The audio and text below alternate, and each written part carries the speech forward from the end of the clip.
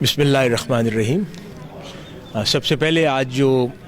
World Islamic economics and finance conference 7वीं मरतबा Minhaj university में मुनक़िद हो रही है, जिसके अंदर 17 से ज़ायद ममालिक से बैनुल-अक़वामी शोहरत याफ्ता इकोनॉमिस्ट्स और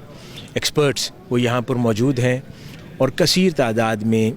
एकेडमिक्स और प्रैक्टिशनर्स और बैंकर्स वो यहाँ पर मौजूद हैं और अपने ख़यालात का इजहार यहाँ कर रहे हैं। तो इसी मौका पर इस प्लेटफॉर्म से फ़ायदा उठाते हुए मैंने चाहा कि जो मसला जो आज पाकिस्तान को भी और दीगर तमाम थर्ड वर्ल्ड कंट्रीज़ और फिर बिलखुसूस OIC मेंबर कंट्रीज़ को दरपेश है, वो गिरती हुई मईशत और वो फिर मुआशी इस्तेहकाम के लिए जो फ़ॉरेन फाइनेंशियल इंस्टीट्यूशंस के पास असिस्टेंस के लिए जाया जाता है और उनसे असिस्टेंस रिक्वायर की जाती है, वो लामहला असिस्टेंस के लिए उन मुल्कों को सपोर्ट करते हैं, फाइनेंशियली पैसा लेंड करते हैं। और वो क्योंकि कन्वेंशनल फाइनेंशियल इंस्टीट्यूशंस हैं तो इसलिए वो बहुत सारा इंटरेस्ट रेट्स के साथ, हाई इंटरेस्ट रेट्स के साथ वो लेंडिंग की जाती है, जो उस मुल्क की गिरती हुई मईशत को संभाला देने की बजाय वो उनके अंदर और बहुत सारे प्रेशर्स में उन्हें मुब्तला कर देती है। तो नतीजतन जो एक विशियस सर्कल है इकनॉमिक डिटीरिएशन का, वो कंटिन्यू करता चला जाता है और उससे गरीब ममालिक थर्ड वर्ल्ड कंट्रीज़ निकल नहीं पाते। तो इस सारी चीज़ को पेश नज़र रखते हुए, क्योंकि यहाँ पर इस प्लेटफॉर्म पर हम इस्लामिक इकनॉमिक्स और फाइनेंस को प्रोपिगेट कर रहे हैं और आका अलैहिस्सलातु वस्सलाम की तालीमात की रोशनी में जो मुआशी उसूल हैं उनको प्रोपिगेट किया जा रहा है, तो उन्हीं को मद्देनज़र रखते हुए यहाँ पर एक मॉडल प्रपोज़ किया गया है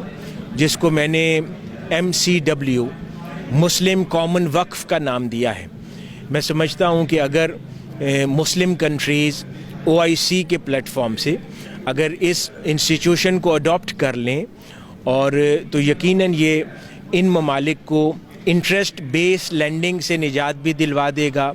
और हकीकी फाइनेंशियल जो स्ट्रेंथ है इन ममालिक को मैसर आ जाएगी और इकनॉमिक प्रॉस्पेरिटी के सही अय्याम जो है इन ममालिक को देखने को नज़र आ जाएंगे।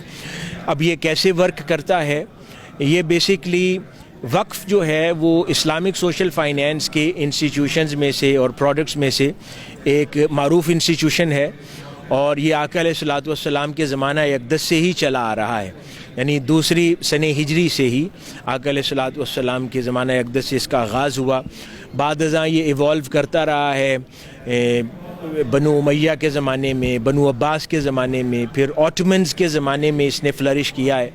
और ये वो दौर था जहाँ पर इंटरेस्ट बेस्ड फाइनेंशियल लेंडिंग्स नहीं होती थी। जब भी मुल्कों को, कौमों को फाइनेंशियल असिस्टेंस की ज़रूरत होती थी तो ये वक्फ़ का इंस्टीट्यूशन ही था जो इनको फाइनेंशियली स्ट्रेंथन करता था। इसके ज़रिए इंफ्रास्ट्रक्चर डेवलपमेंट्स हुई। पिछले तरक्की के जो ज़माना था मुसलमानों का 1000 साल पर मुहित, उसके अंदर इंफ्रास्ट्रक्चर डेवलपमेंट्स हुई, फाइनेंशियल डेवलपमेंट्स हुई, फिर हेल्थ केयर की डेवलपमेंट्स हुई, एजुकेशनल डेवलपमेंट्स हुई, साइंटिफिक लेबॉर्ट्रीज़ बनी गई, स्कॉलरशिप्स का इनेकाद हुआ, स्टाइपेंड्स हुई, मुतरजमीन के लिए तनख्वाहें मुकर्रर की गई और बहुत कुछ होता रहा। तो मैं समझता हूँ कि अगर इन आज भी कन्वेंशनल मोड्स ऑफ फाइनेंसिंग की तरफ जाने की बजाय अगर ममालिक आज इस्लामिक वक्फ मॉडल की तरफ चले जाएं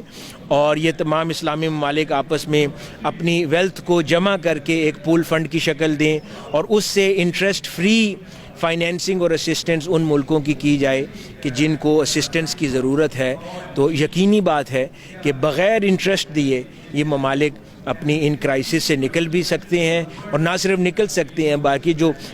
इंटरेस्ट की मद में उनका पैसा बचता है वो अपनी हेल्थ केयर पर, एजुकेशन पर और इंफ्रास्ट्रक्चर पर ख़र्च भी कर सकते हैं। ज़रूरी है कि आका अलैहिस्सलातु वस्सलाम का फरमान मुबारक जो है यहाँ पर उसका ज़िक्र किया जाए। आका अलैहिस्सलातु वस्सलाम ने फरमाया कि आधी मईशत जो है वो अखराजात को कम करने में है और कॉस्ट एफिशिएंसी में आधी मईशत है।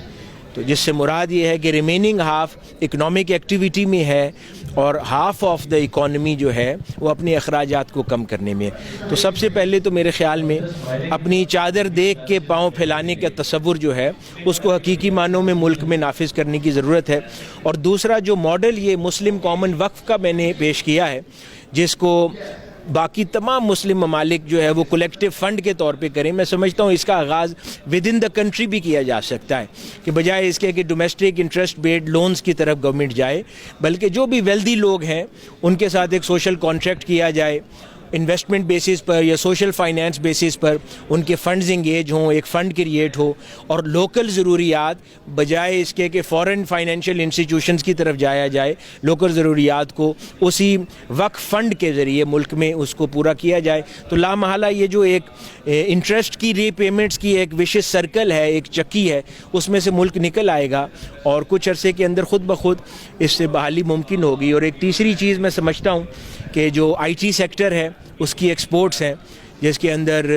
خرچ کم ہے, انفراسٹرکچرل انویسٹمنٹ ریکوائرڈ کم ہے اور نتائج بہت بہتر ہیں. اس کے اوپر فی الفور حکومت کو اور ریلیونٹ اتھارٹیز کو توجہ دینے کی ضرورت ہے تاکہ معاشی طور پر بہتر ایکسپورٹس ریونیوز جو ہیں وہ جنریٹ کیے جا سکے ملک کے لیے.